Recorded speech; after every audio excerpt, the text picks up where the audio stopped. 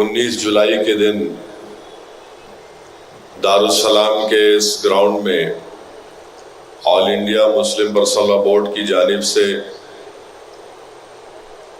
जो हालिया दिनों में पार्लियामेंट में वक्फ अमेंडमेंट बिल 2025 जो अब क़ानून बन चुका है उसके ख़िलाफ़ all India Muslim personal law board की जानिब से एक कुल जमाती एहतजाजी जलसा इंशाअल्लाह ताला 19 अप्रैल के दिन शाम 7 बजे से 10 बजे तक ये जलसा मुनक़्क़द किया जाएगा। और इसमें इस जलसे की सदारत all India Muslim personal law board के सदर हज़रत मौलाना खालिद सैफुल्लाह रहमानी साहब दामन बरकातहू करेंगे। ये काला क़ानून है।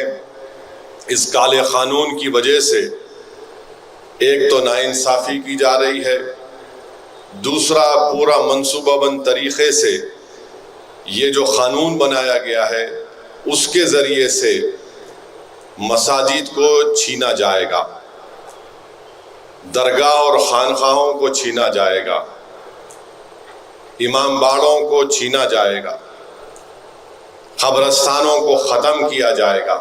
इतना गंदा क़ानून है ये। सिर्फ मुसलमानों की नफरत पर नरेंद्र मोदी उनकी हुकूमत ने क़ानून बनाया। जो सहूलतें, जो क़ानून हमारे हिंदू भाइयों के एंडोमेंट बोर्ड में है,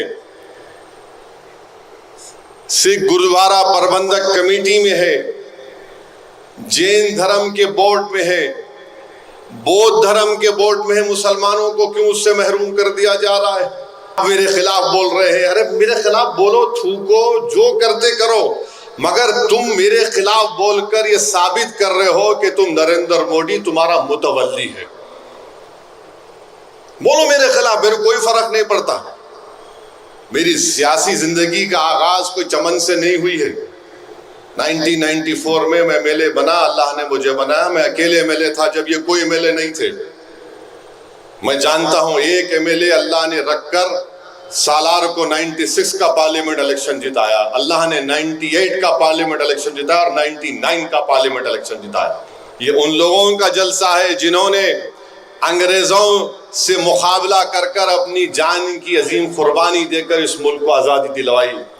ये उन लोगों का जलसा है, उन लोगों को खराज अक़ीदत पेश करने का जलसा है जो सन 57 की जंग आज़ादी में अपना सब कुछ कुर्बान कर दिया भारत को आज़ादी दिलाने के लिए। ये उन लोगों को खराज अक़ीदत पेश करने का जलसा है जो काला पानी की सज़ा तो काटे मगर नरेंद्र मोदी के हीरो की तरह माफ़ी नामे का ख़त अंग्रेज़ों को नहीं लिखे, बल्कि कहा हम सूली पर चढ़ जाएंगे मगर अंग्रेज़ों की ग़ुलामी को कबूल नहीं करेंगे।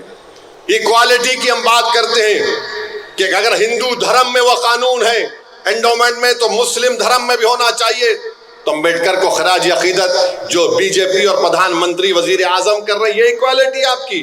बाबा साहेब अम्बेडकर ने जब अपना मजहब छोड़ दिया और बौद्ध मजहब को इख्तियार किया बाबा साहब ने, अगर आज बाबा साहब होते तो ये संघ परिवार के लोग बोलते परमिशन लेकर तुम मजहब तब्दील करो, मगर अम्बेडकर ने अपने मजहब, दूसरे मजहब को छोड़कर बौद्ध मजहब को इख्तियार किया। आजकल प्रधानमंत्री ज्यादा आजकल सावरकर सावरकर बहुत बोलते, तो अम्बेडकर ने क्या कहा था मैं अंग्रेजी में पढ़ के सुनाता हूं आपको, क्योंकि ये हमारे बीजेपी के लोग बोलते शेरवानी टोपी दाढ़ी रही तो इन्हें मदरसा छाप बोलते। सुनो, अब तुम्हारे दिल पे छाप पड़ने वाली है। अम्बेडकर ने कहा था, आप देख रहे हैं देश लाइव, देश की आवाज।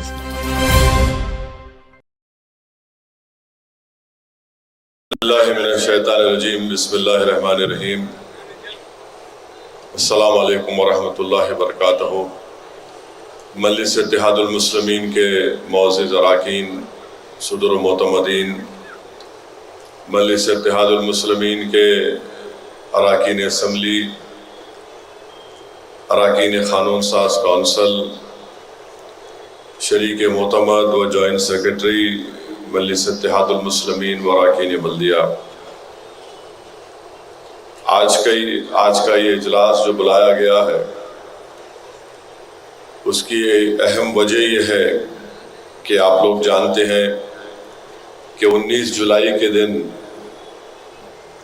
دارالسلام کے اس گراؤنڈ میں All India Muslim Personal Law Board کی جانب سے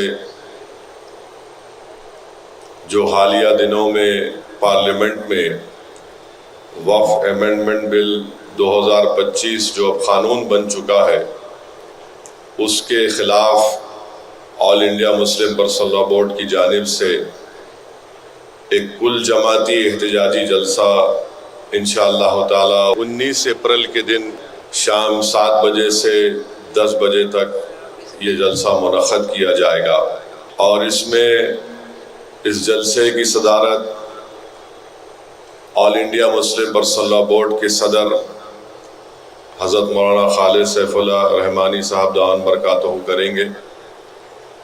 یہ جلسہ مسلم پرسنل لاء بورڈ کا ہوگا،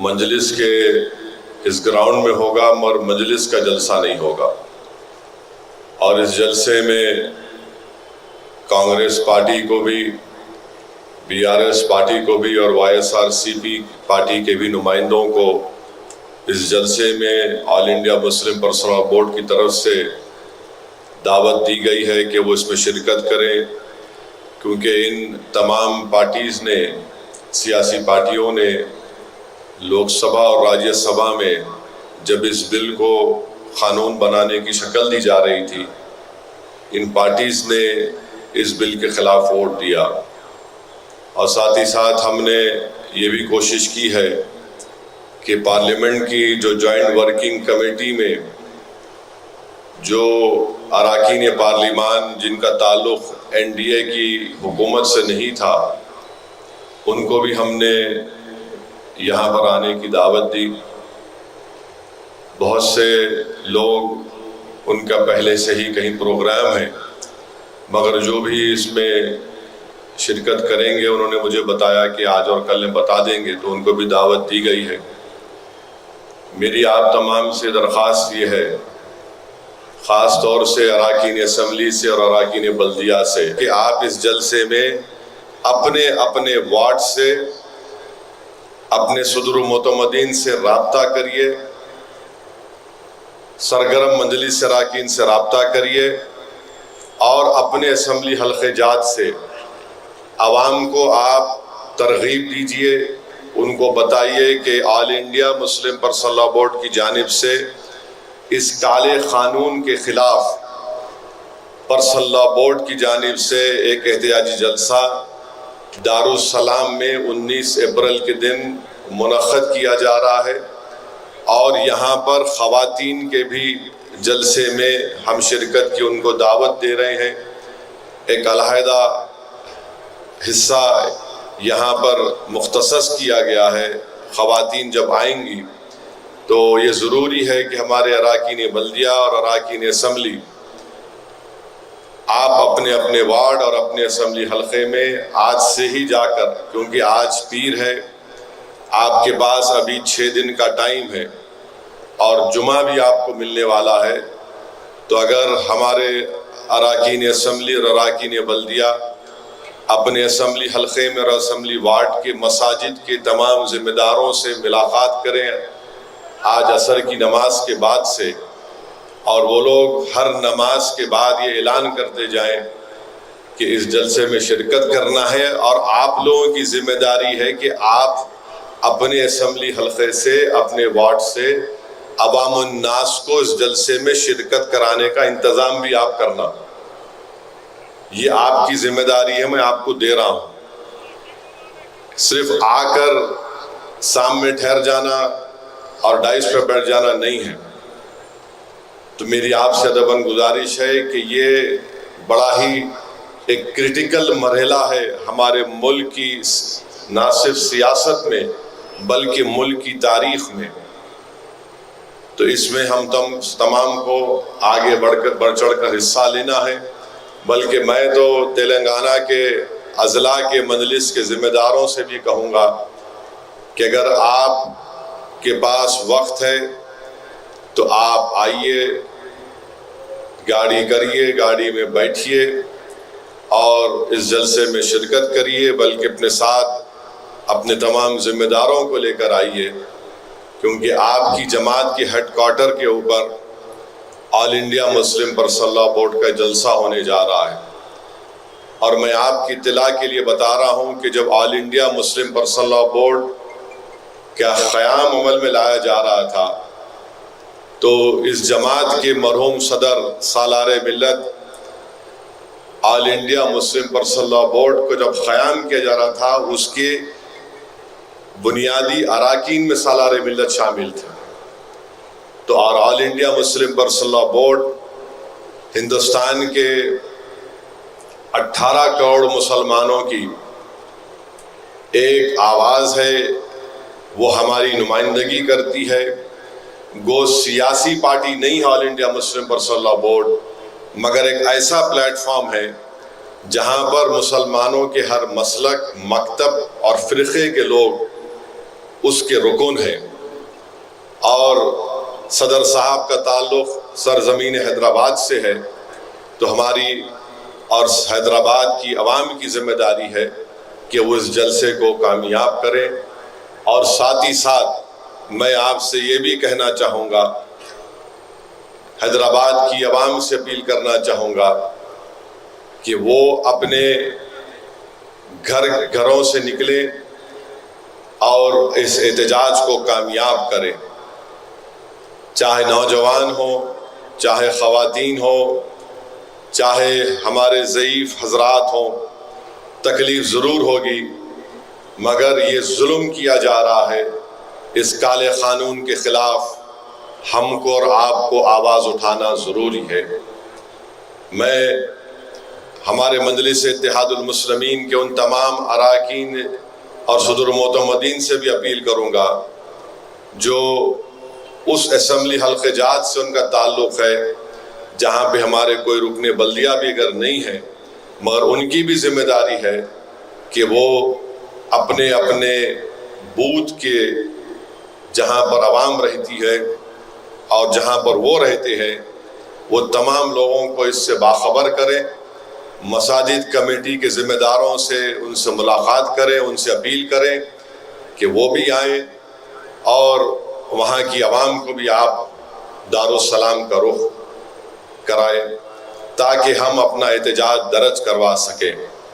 اور میرے عزیز دوستوں اور بزرگوں، یہ کالا قانون ہے، اس کالے قانون کی وجہ سے ایک تو ناانصافی کی جا رہی ہے، دوسرا پورا منصوبہ بند طریقے سے یہ جو قانون بنایا گیا ہے اس کے ذریعے سے مساجد کو چھینا جائے گا، درگاہ اور خانقاہوں کو چھینا جائے گا، امام باڑوں کو چھینا جائے گا، قبرستانوں کو ختم کیا جائے گا۔ مجھے افسوس ہوتا ہے اس بات کا، میں ایک بحیثیت خادم کے آپ سے شکایت کر رہا ہوں، عوام سے شکایت کر رہا ہوں۔ سب سے پہلا جلسہ اس وقت بل تھا، محبوب نگر میں ہوا تھا، جس میں صدر All India Muslim Personal Law Board بھی شرکت کیے تھے۔ مجلس کے ہر جلسے سے، ہر ٹی وی انٹرویو سے مجلس یہ پکار کر کہہ رہی تھی کہ جاگو جاگو جاگو، دیکھو یہ ہونے والا ہے، مگر آپ خواب غفلت سے بیدار نہیں ہونا چاہتے تھے، کیونکہ مخالفین مجلس یہ پروپیگنڈا کر رہے تھے، ارے یہ جذباتی تقریر کر رہا، یہ ڈرا رہا ہے۔ مجھے اچھی طرح یاد ہے کہ مہاراشٹرا کے الیکشن میں ممبئی میں نے اپنے تقریر میں کہا، یاد رکھو تم اس وقت بیدار ہوگے جب تمہاری درگاہوں، خانقاہوں اور مساجد پر لا کر نوٹس لگا دی جائے گی کہ یہ وقف پراپرٹی نہیں ہے، گورنمنٹ پراپرٹی ہے۔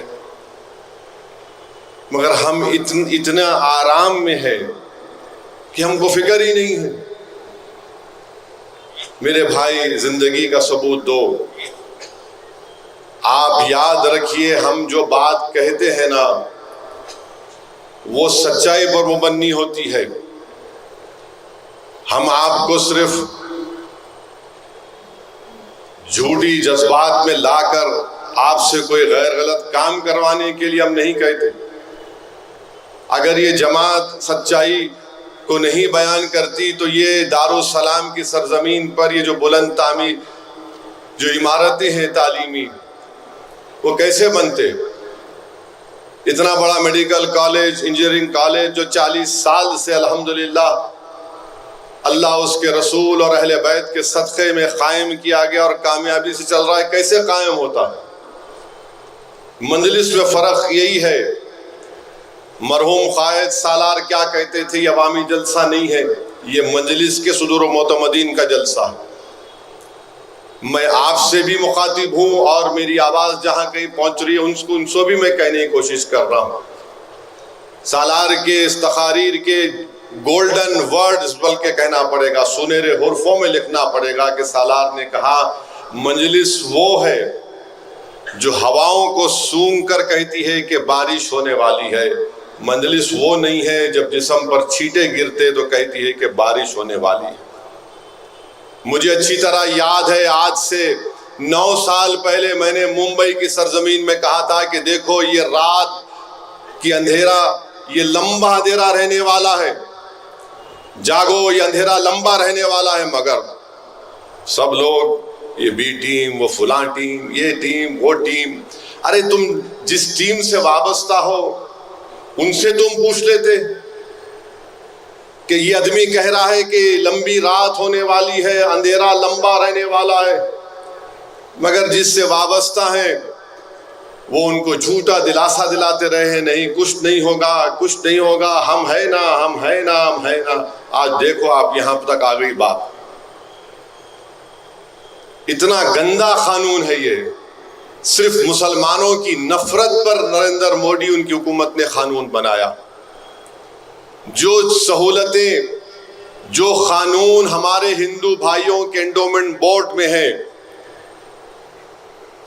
سکھ گرودوارا پربندھک کمیٹی میں ہے، جین دھرم کے بورڈ میں ہے، بودھ دھرم کے بورڈ میں ہے، مسلمانوں کو کیوں اس سے محروم کر دیا جا رہا ہے؟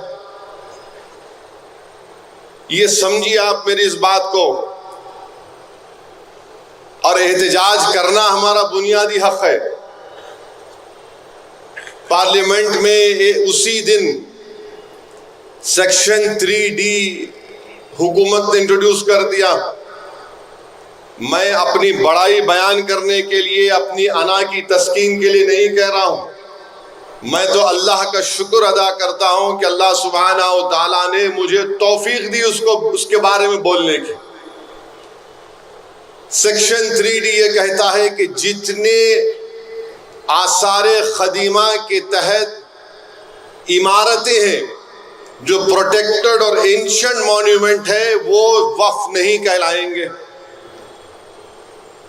پورے پارلیمنٹ کے ایم پیز کی تقریر اٹھا کر دیکھ لو، راجیہ سبھا اور لوک سبھا کی، کس نے اس بات کو کہا؟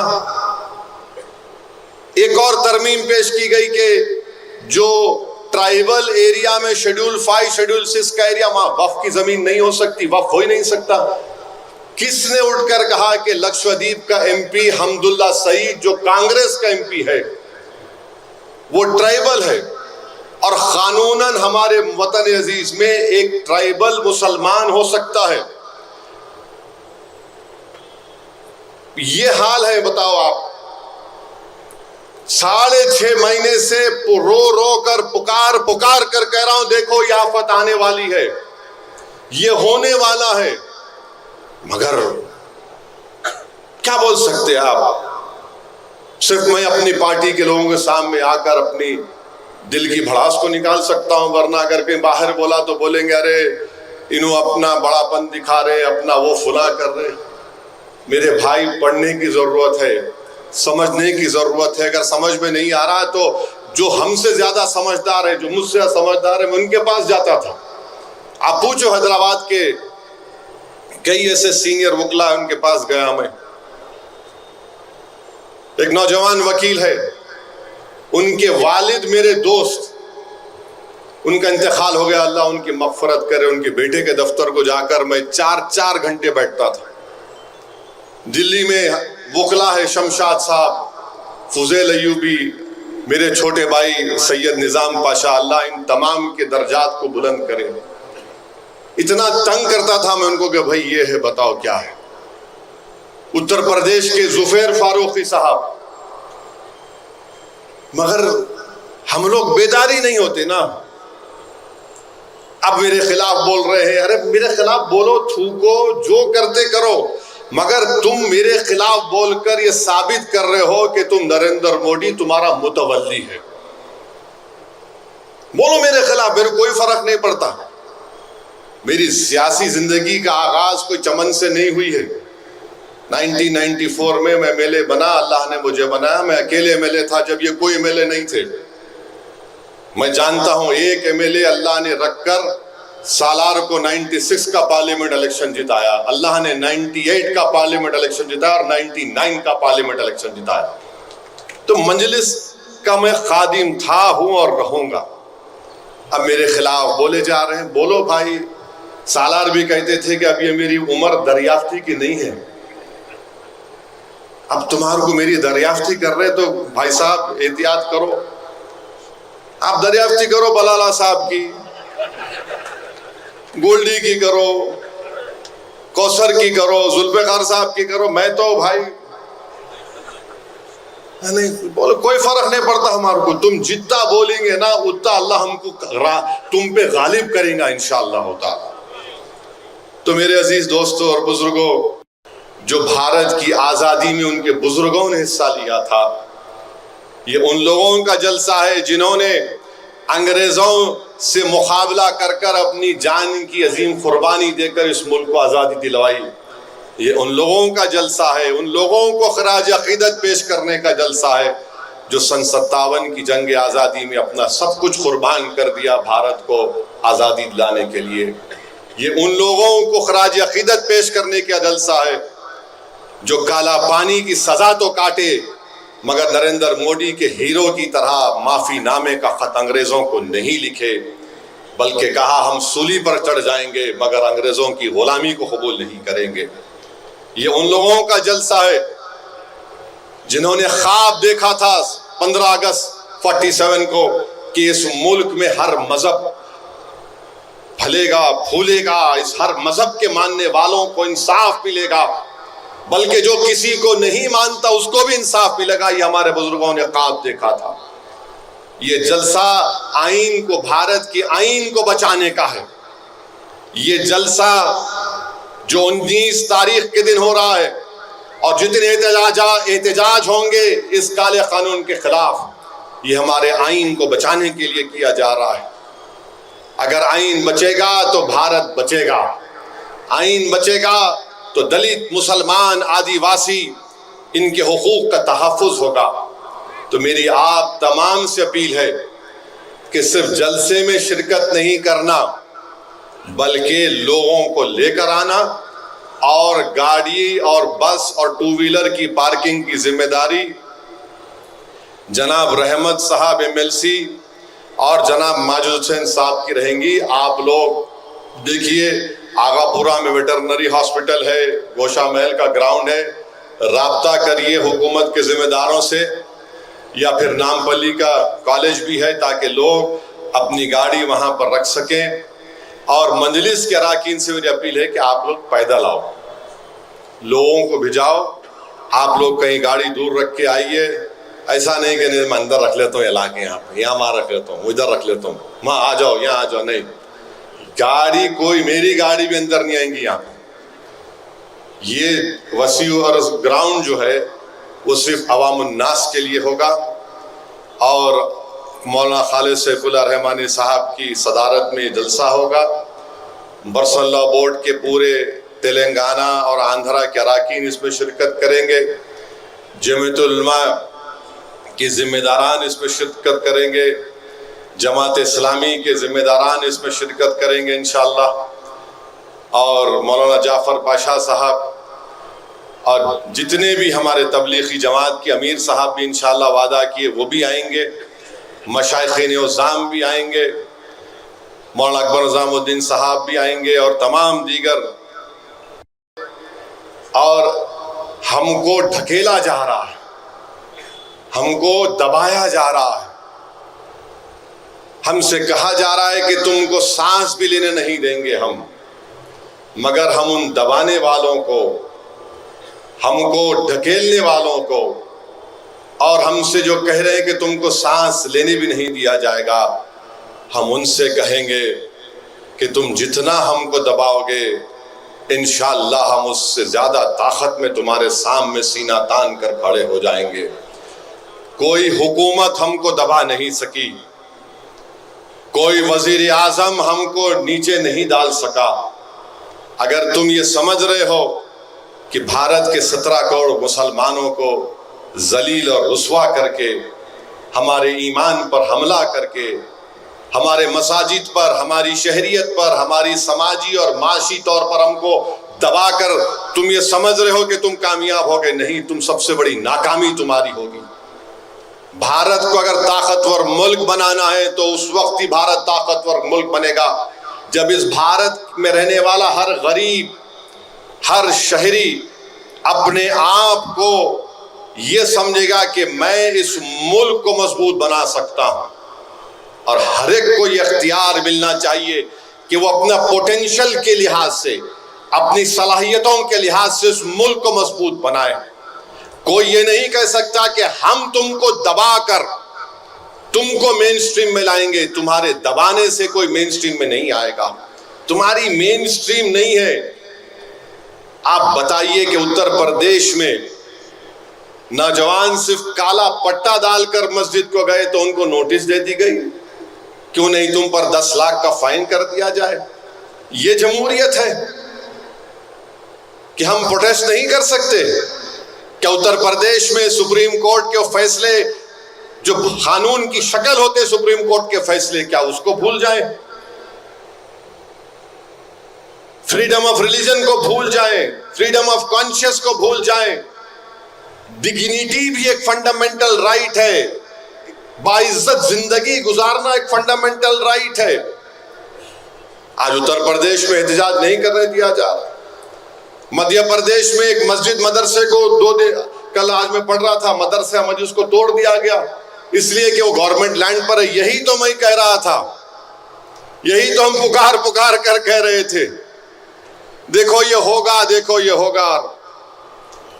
تو بہرحال ہم کو احتجاج کرنا ہے، اور آپ یہ جانتے ہیں کہ سپریم کورٹ میں جو کئی 15 یا 20 پٹیشن اس کالے قانون کے خلاف جو وہاں پر فائل ہوئے، اس میں لیڈ پٹیشن مجلس اتحاد المسلمین کا اسد الدین اویسی کا ہے، الحمدللہ۔ تو وہاں پر بھی انشاءاللہ ہمارے وکیل سید نظام پاشا صاحب اس پر بحث کریں گے۔ ہم اللہ سے دعا کریں گے، اور دعا ہی کر سکتے ہیں کہ پروردگار ہماری ان کوششوں کو اللہ کامیاب کر دے۔ کیونکہ ایک بات یاد رکھیے، وقف کیا ہے؟ وقف کوئی گورنمنٹ پراپرٹی نہیں ہے، اور وقف کا مالک کوئی انسان نہیں ہو سکتا، وقف کا مالک اللہ ہے۔ اور جو حکومتیں جس زمین، جس جائیداد، جس مسجد، جس درگاہ، خانقاہ کو وقف کیا گیا، اگر اس کو چھیننا چاہتی ہے تو پھر وہ تیار ہو جائے۔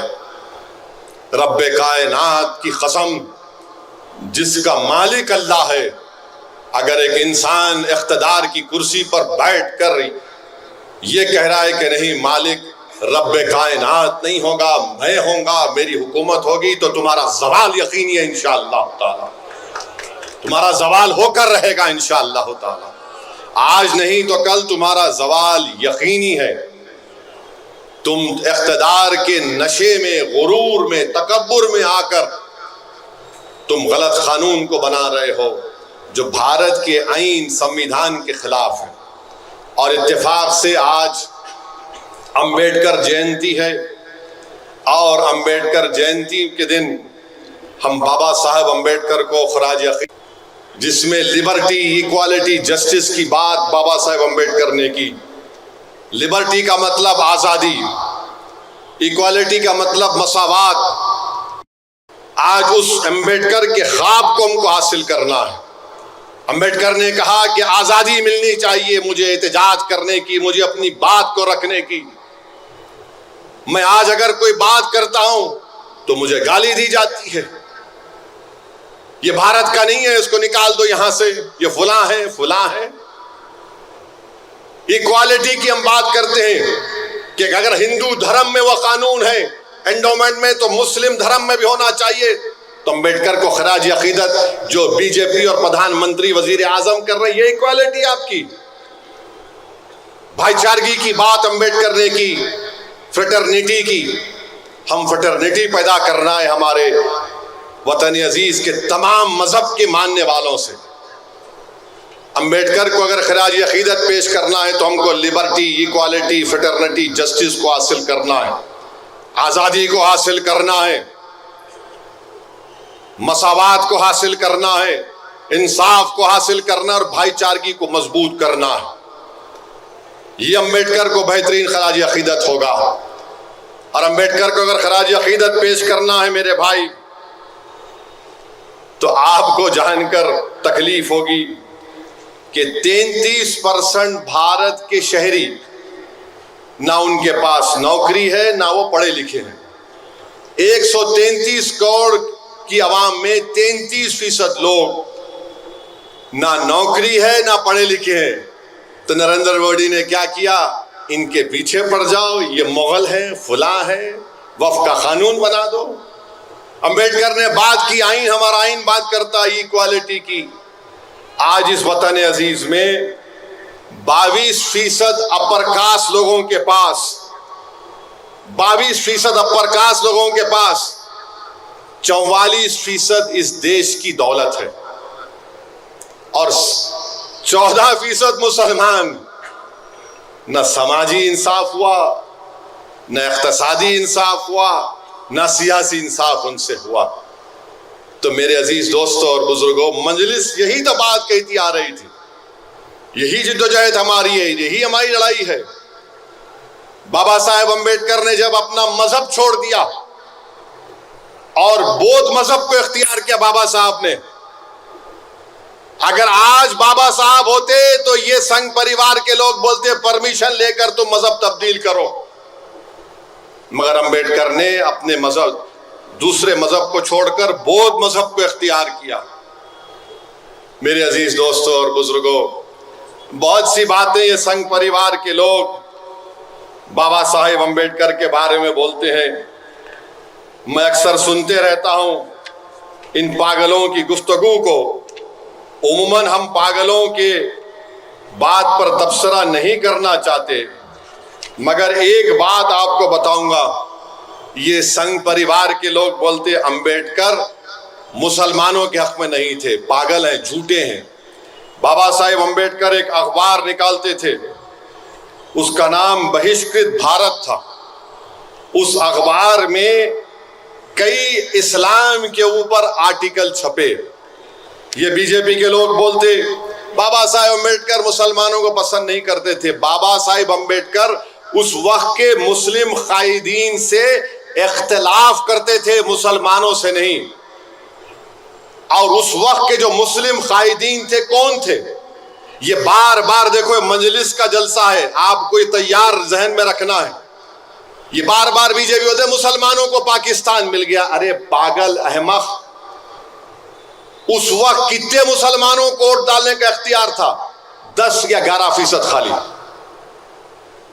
12%، 88% مسلمان ووٹ ہی نہیں ڈال سکتے تھے۔ کون ووٹ ڈال سکتا تھا؟ جو جاگیردار تھا، جس کے پاس فلاں ڈگری تھی یا اتنا انکم۔ مسلمان تو حصہ ہی نہیں لیے۔ اور بابا صاحب امبیڈکر کے بارے میں یہ جھوٹ پھیلاتے ہیں، کیونکہ ان کو بڑی تکلیف ہوئی تھی امبیڈکر کو کہ راؤنڈ ٹیبل کانفرنس میں اس وقت کے مسلم لیڈر، جو مسلمانوں کے لیڈر نہیں تھے، وہ ایک چند جاگیرداروں کے، دولت مندوں کے، جن کے پاس زمینی تھی، ان کے لیڈر تھے۔ وہاں مسلمان کے کہاں تھے؟ کیونکہ ووٹ ڈالنے کا اختیار ہی نہیں تھا۔ اور پھر یہ جو لوگ بار بار یہ بولتے، پارلیمنٹ میں کوئی بولے محمد غزنی کا ذکر کیے۔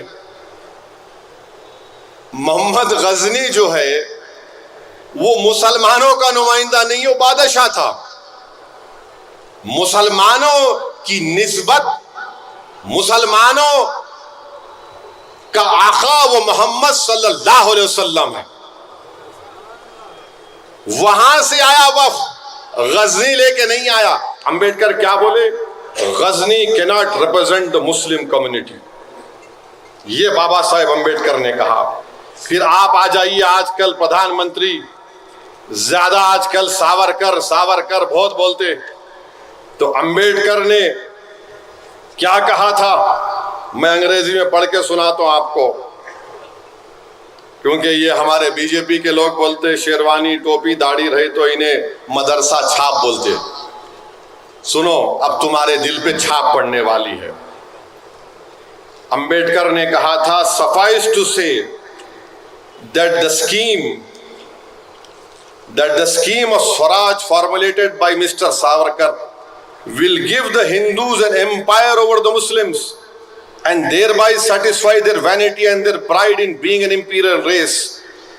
اب یہاں سنیے, but it can never ensure a stable and peaceful future for the Hindus. Red India, for the simple reason that the Muslims will never yield willing obedience to so dreadful an alternative. یہ امبیڈکر نے لکھا. کیا لکھا امبیڈکر نے؟ کہ یہ کافی ہے کہ جو سکیم سوراج کی ساورکر جو ہمارے اس وقت کے ہندوؤں کو دے رہے تھے, وہ ایک امپائر بنانا چاہتے تھے, ایک سلطنت بنانا چاہتے تھے مسلمانوں کے اوپر, تاکہ ان کی انانیت کو اور ان کی ریس کو ایک فائدہ ہو سکے. مگر امبیڈکر نے کہا کبھی بھی بھارت سٹیبل اور پیسفل فیوچر نہیں ہوگا ہندوؤں کے لیے. اس وقت امبیڈکر نے کہا, اور اس کی وجہ یہ ہوگی کہ مسلمان کبھی بھی ان لوگوں کے فرمانبردار بن کر اپنی زندگی نہیں گزاریں گے. یہ امبیڈکر نے کہا تھا. بہت سی باتیں امبیڈکر نے کہی. ریڈلز آف ریلیجن پڑھو سنگھ پریوار والوں, ریڈلز آف ہندوازم پڑھو. اگر میں اس میں پڑھ کے سناؤں گا یہاں پر تو سب کو پیٹ میں درد نہیں شروع ہوگا بلکہ جسم کے ہر کونے سے درد شروع ہو جائے گا. بہرحال عزیز دوستوں اور بزرگوں, 14 اپریل ہے, آئین کو بچانا ہے.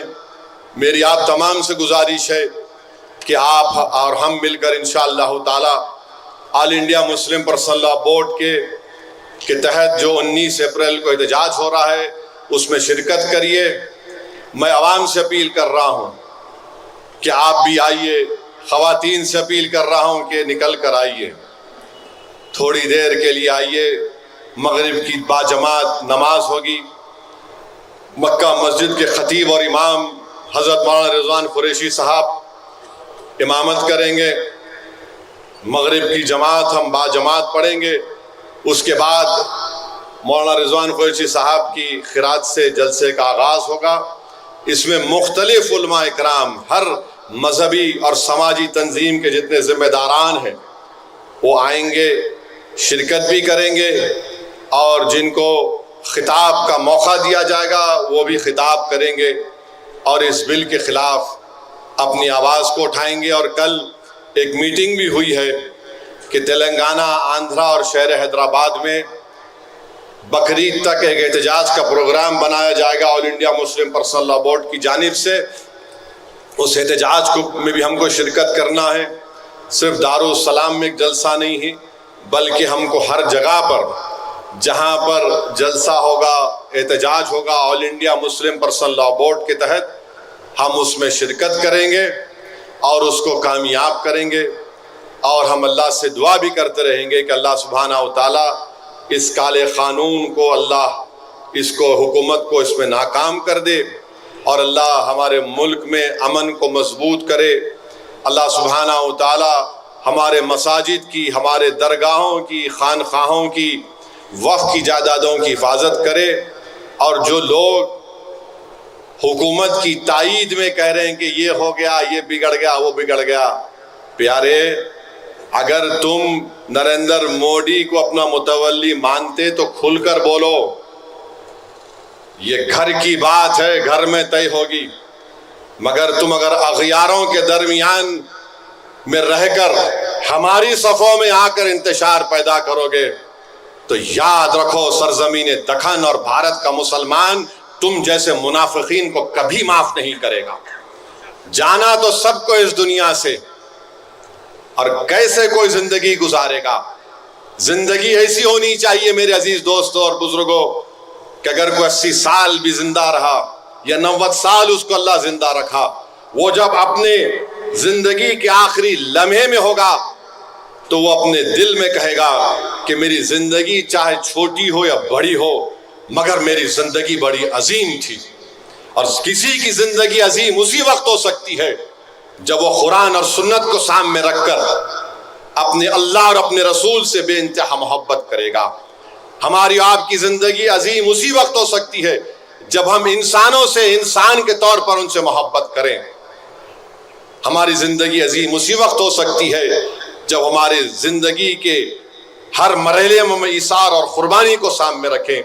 ہماری زندگی انشاءاللہ عظیم ہوگی جب ہم اس جماعت کو بھارت کے کونے کونے میں کامیاب اور کامران کریں گے۔ تو میرے عزیز دوستوں اور بزرگوں، بس یہی آخر میں بول کر اپنی بات کو ختم کرتا ہوں۔ اگر اسد الدین اویسی کے ساتھ امتیاز جلیل اور اختر علی مان بھی MP بن جاتے تو کیا یہ وفد کا قانون آتا میرے بھائی؟ سوچو آپ تھوڑی دیر کے لیے۔ میں آپ سے بھی مخاطب ہوں اور ان لوگوں سے بھی مخاطب ہوں جو کسی کے وسوسوں میں آ کر اپنے ووٹ کا استعمال اختر علی مان اور امتیاز جلیل کے حق میں نہیں کر سکے۔ شکر گزار ہوں لوگوں کا جنہوں نے اختر علی مان کو بھی ووٹ دیا، میرے چھوٹے بھائی امتیاز جلیل کو بھی ووٹ دیا۔ مگر میرے بھائی یہ جمہوریت ہے، جہاں قانون بنتا وہاں پر تعداد کو بھی دیکھا جاتا ہے۔ اور وہ لوگ بولتے ارے آپ ہیں نا اسد صاحب، ارے میرے بھائی میں ایک کافی نہیں ہوں۔ اگر ہمارے ساتھ ہمارے 5 سے 10 لوگ رہتے پارلیمنٹ میں، کیا کوئی قانون بنتا؟ آپ اندازہ لگائیے کہ آندھرا پردیش میں چندرا بابو نائیڈو یہ بول رہے کہ TTD میں جو امپلائیز ہیں وہ اگر ہندو نہیں ہے تو نکال دیں گے۔ میرے بھائی یہاں پر تو ہم وہی بات کہہ رہے ہیں کہ نوکر کی بات نہیں کر رہے امپلائیز کی، ہم کہہ رہے ہیں کہ TTD کا ممبر اگر ہندو ہو سکتا ہے تو پھر مسلم وقف بورڈ کا ممبر مسلمان سے ہٹ کر دوسرا کیسے ہو سکتا؟ اچھا TTD میں جو لڈو لا کر لوگ ہم کو دیتے دارالسلام میں ہمارے ہندو بھائی دلت بھائی، وہ لڈو کون بناتے معلوم آپ کو؟ معلوم آپ کو لڈو کون بناتے؟ آپ لوگ معلوم؟ لڈو بنانے والے ہندو ہوتے ہیں، صحیح ہے، مگر کوئی دلت لڈو نہیں بنا سکتا، کوئی بیکورڈ کلاس کا ہندو لڈو نہیں بنا سکتا۔ لڈو ایک برہمن لوگ بناتے ہیں، اور برہمنوں میں بھی ایک ذات ہوتی ہے وہ بناتے ہیں۔ اور آپ ہمارے بورڈ میں 2 نان مسلم کو ممبر بنانا چاہتے ہیں۔ چندرا بابو نائیڈو جو تائید کیے، نائیڈو صاحب مجھے یقین ہے کہ آپ کو TTD کے لڈو سے زیادہ آپ کو نریندر مودی کے ہاتھ کا دیا ہوا لڈو بہت پسند ہے۔ ٹھیک ہے آپ لڈو کھاؤ۔ آپ 1999 میں جب میں MLA تھا، اکبر صاحب بھی تھے، مرحوم سید سجاد صاحب بھی تھے، ممتاز خان صاحب بھی تھے۔ آپ گجرات جل رہا تھا تو آپ نے BJP کا ساتھ دیا تھا۔ انشاءاللہ تعالی اللہ انصاف کرے گا۔ اور مہاراشٹرا میں، ہاں ان کا نام نہیں رہا، اجیت پوار کا، انہوں چھپ بچ کے نکل رہے، ان کا بھی ایک MP ہے اجیت پوار، آپ بھی خمیازہ بھگتیں گے انشاءاللہ تعالی۔ اگر آپ یہ سمجھے کہ آپ اپنی پارٹی بنا لیے،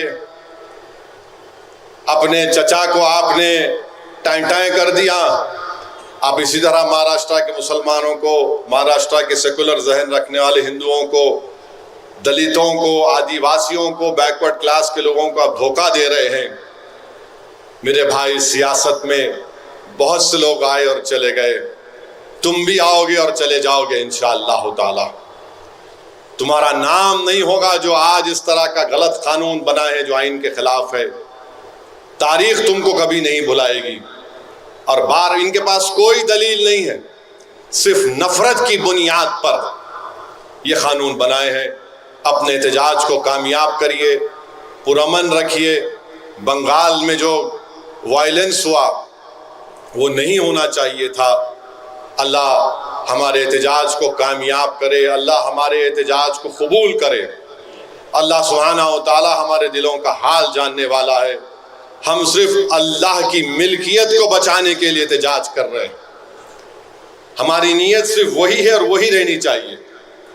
ہم اپنی سیاسی بقا کے لیے یا سیاسی شہرت کے لیے احتجاج میں حصہ نہیں لے رہے. ہم صرف رب کائنات کو خوش کرنے کے لیے اور اپنی ذمہ داریوں کے نبھانے کے لیے احتجاج کر رہے ہیں. اللہ ضرور ہم سب کو کامیاب کرے گا. اس امید پر آپ سے رخصت ہو رہا ہوں کہ میرے مجلس کے تمام اراکین, میرے مجلس کے تمام سپاہی زمین پر رہیں گے اور اپنے اپنے وارڈ اور اپنے اپنے اسمبلی حلقے جات سے, اور جہاں پر ایم ایل اے نہیں ہیں وہاں کے بھی ذمہ داران احتجاج کو کامیاب کریں گے اور اس کو پرامن رکھیں گے. 7 بجے جلسہ شروع ہوگا اور انشاءاللہ تعالی 10 بجے اختتام کو پہنچے گا. وآخر الدعوان الحمدللہ رب العالمین.